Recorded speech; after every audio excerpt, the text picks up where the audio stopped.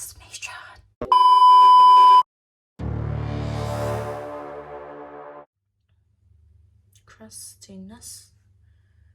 Procrastinator. So there are a lot of things when it comes to. Sorry.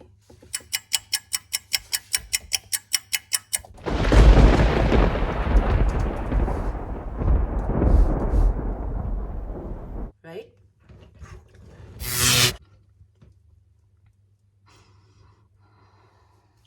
So, what is procrastination? Is procrastination laziness? Is procrastination something that dictates our value or our ability to do things? Let's first understand the etymology of procrastination. Procrastination comes from the Latin word procrastinare, which literally means to put off until tomorrow.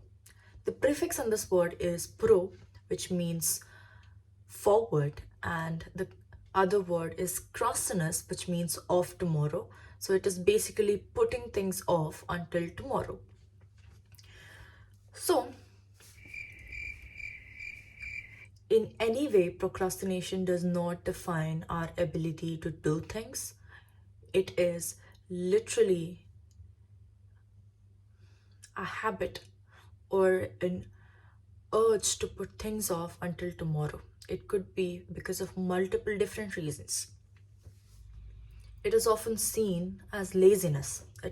But there is a difference between me not picking up that remote because it is a little further up from me or a little away from me than me not able to do some work because I'm worried of things more than actually doing the work.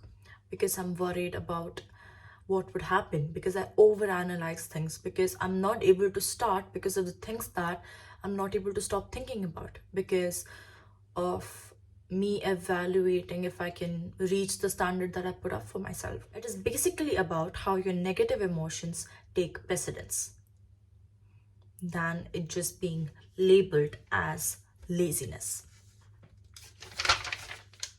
So I have divided these into 4 different distinct types, even though to make it much simpler in terms of understanding. The first one is the planner. The planner loves planning, like absolutely loves planning. I mean, all of us make a lot of to-do lists. We all enjoy the fact that we are anticipating something in the future, like me getting straight A grades in my future, in the upcoming exam. It makes me feel really, really happy because even though I have not necessarily achieved it until now, my brain already rewards the pleasure without distinguishing between if it's right now that is happening or it is just a perceived pleasure, right? So our brain is very quick with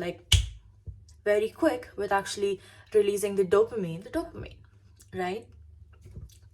It also gives us a sense of control over the things that we're going to do, and it makes things seem that it's very well structured. So I'm making minor goals, I'm making the milestones that I have to reach, I'm making the checkpoints that I need to reach, so I feel that I have a control over all of the things that is going to happen. But we always forget the human parts of us. Even though, let's say I make a diet that I need to follow 100%, we leave the parts out where we feel really bad some days and we want our comfort food, and then we have to fight that.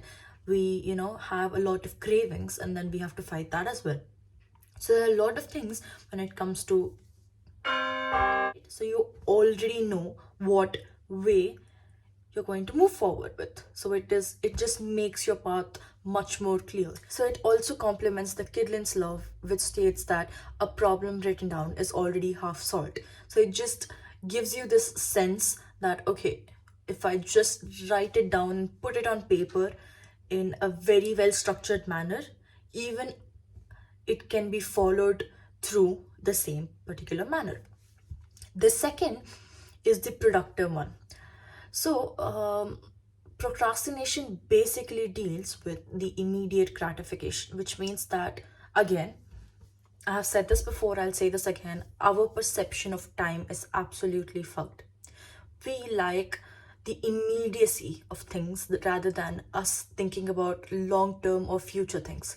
So, we always prioritize immediate gratifications over things that may occur in the long term. So even when we know it may be destructive long term, we do not really think about it.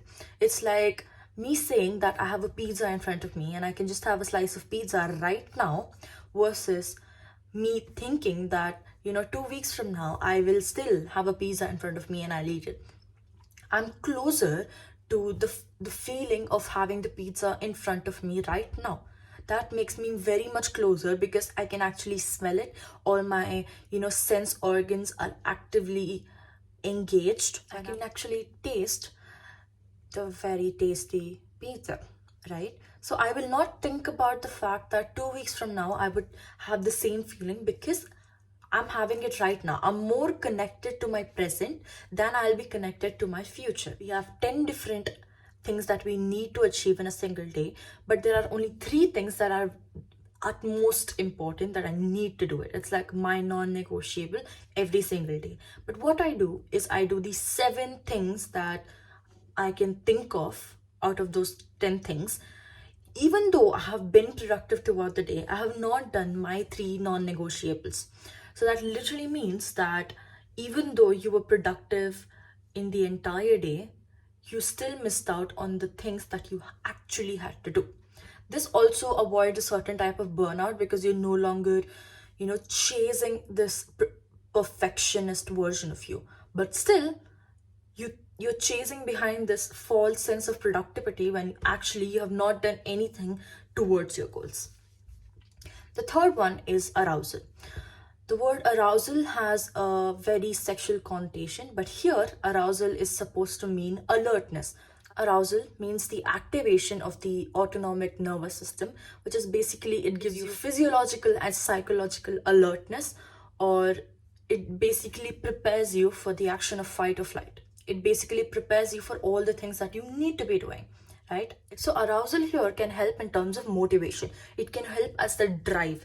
This is why a lot of people, keep pushing deadlines to a point where it is like 2 days before or one day before you have to submit like a research paper, an essay, or any of those things, and you are really really motivated because now it is a situation of do or die. It is a situation where you compulsory need to do it, and that gives you the motivation boost that you need to be able to complete it. So a lot of people know that that is how they work. That is why they keep pushing this forward enough until they reach to the very end. So they keep pushing this deadline until the end of it because they know they'll be much more motivated to perform efficiently at the end of the deadline. Okay. Fourth one is fear. Fear can be seen in multiple different ways. It can be fear of failure. It can be fear of not reaching the standard that you have put up for yourself. It also leads to some kind of avoidant behaviors, which means that rather than me doing this particular job in a bad way, I'd rather not do it at all. I think a lot of us can relate with it. There is also a certain thing called productivity anxiety, which basically talks about no matter how much effort I'm going to put in, I'm not going to reach the level. I'm not going to feel capable or worthy enough. Okay, so this is us right here, and this is the planner. Okay, so all the things that okay, so this is us, and this here right is the planner. Okay, so the person who has maximum amount of joy from the starting planning part of what may happen in the future. The second one comes the productive person. The productive person who this is the job that needs to be done, but they end up doing everything other than that. They are still high on the productivity, high on what they need to be doing, but still they are nowhere close to what has to be done. The next one is the fear oriented. So the whole time they worry due to their fear, and the end of their job depends on how they process and how what exactly is driving their fear. Either it's rejection or it is due to them not being good enough, etc. Next is the arousal. So these people usually stay calm the whole time because they know at the end of it, when there is a lot less time left, they have a spike in arousal, which will help them get their job done. So these are different type of people and how they approach and what can be named as procrastination. Procrastination also goes hand in hand with perfectionism. A lot of us, so perfectionism is basically a personality trait. It talks about how critical and judgmental we can be on ourselves and the effort that we're putting in. Perfectionists always want to achieve this label of being flawless or actually being perfect in nature.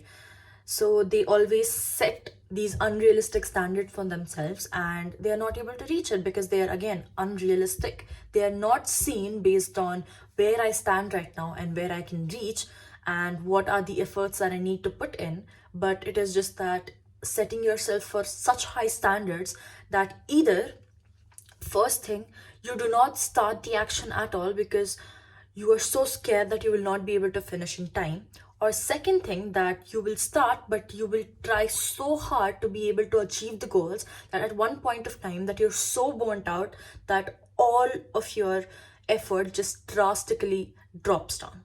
So these are two different types of, again, the perfectionist that you can come across. So yeah, this is us in terms of perfectionism. So in that, they choose higher and higher and higher and higher goals to a point where they are not able to reach their standard because again it is not realistic in nature, and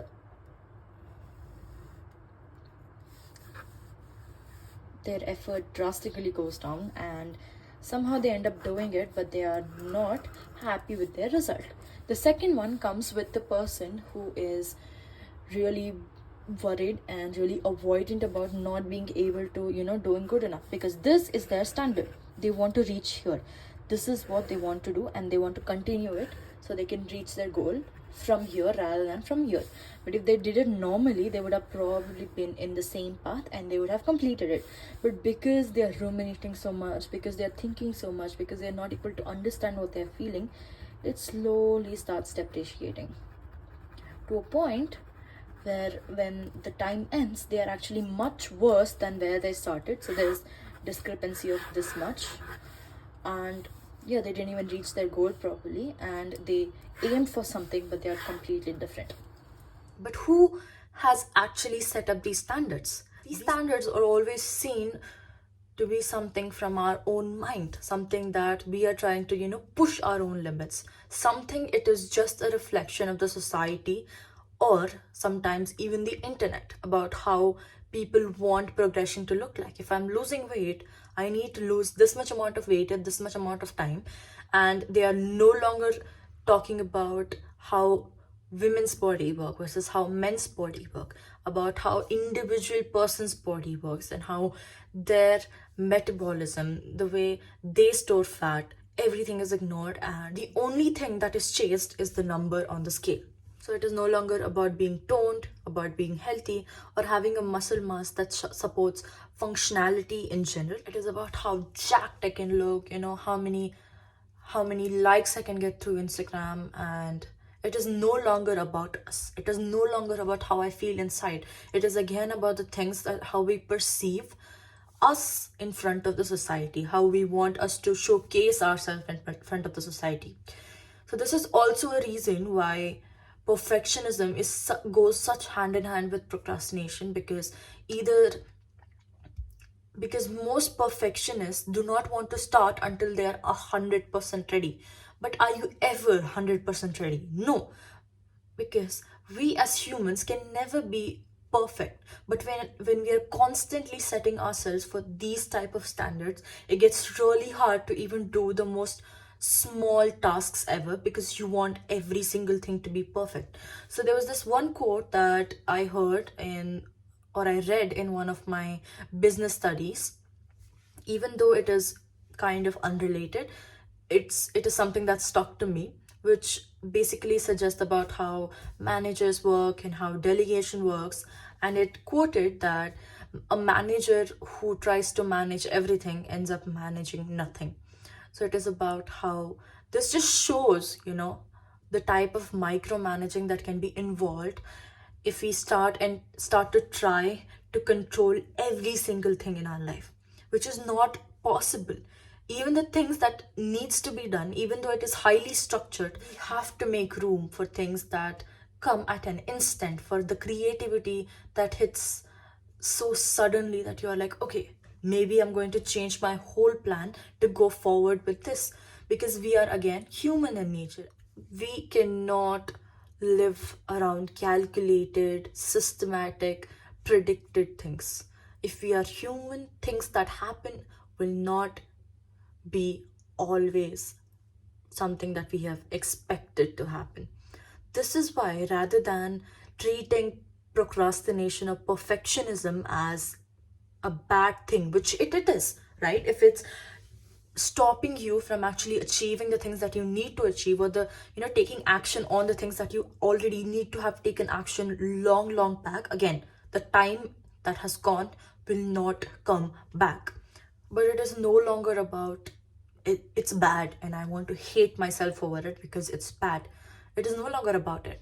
Now it is the fact that we need to treat all of these things as a piece of information which will act as our guide, because we know now what to work on, because we know the factors that are stopping us, and we can take action on each and every one of them, not together, not 10 things at once, but one thing at a time. I know it will take a hell amount of time, and it will take forever if we try and again we start thinking about it, that okay, if I give this like 10 days, give this 10 days, give this 10 days, oh, it'll be at least 2 or 3 years, until I actually reach my goal, which is supposed to be due in 2 weeks.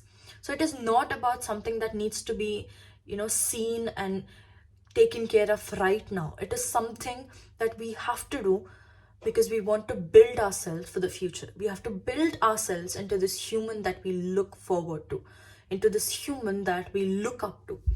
We do not need to become a role model to other people. All we need to do is make sure that our younger self is proud of ourselves.